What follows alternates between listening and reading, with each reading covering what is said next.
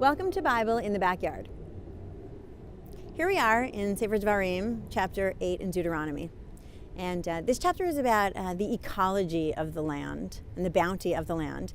And it describes, in contrast to what was and the reliance on the man, of what will be, and kind of the abundant nature of the fruits and the lands of Israel. And we have the famous verse, Eretz Chita, Sorah, Gefen, Te'ina, Rimon, Zeit Shemen, Dvash, and a description of how the ecology actually has religious implications for what life can be. Can you talk a little bit about kind of the relationship between the ecology and religion, and the religious significance of the land and what flows from it?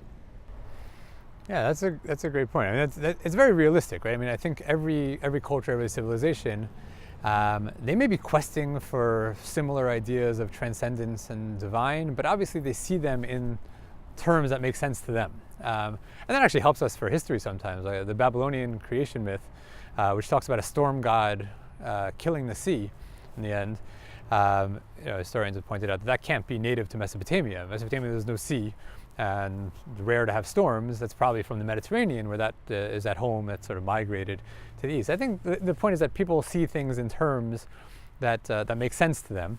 And as you said, there's a great transition that the Israelites are going to undergo now. They're going to come to a land, and the land of Israel, and hopefully we'll talk more about this in coming chapters, the land of Israel is a tough land to have as your homeland. You depend on rainfall. There's very little else to depend on for water, but rainfall is uncertain.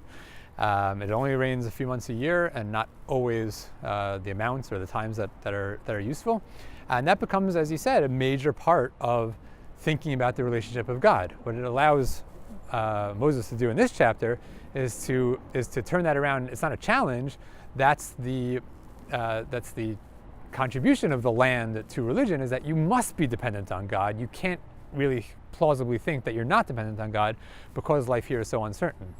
So the description of the bounty is really, it's a sort of like aspirational in terms of their belief and their way of life and their reliance on God, as opposed to any kind of like reality that they'll see. Well, they see it, but if they see it, it's because of God's beneficence and not because of their hard work. And that's, of course, something that Moses says explicitly, because in a land like this, the life is uncertain enough that the bounty can only be a gift of the God. Gift of God. Okay, great. We'll talk a little bit more about it in a few chapters. Sounds good. Thank you.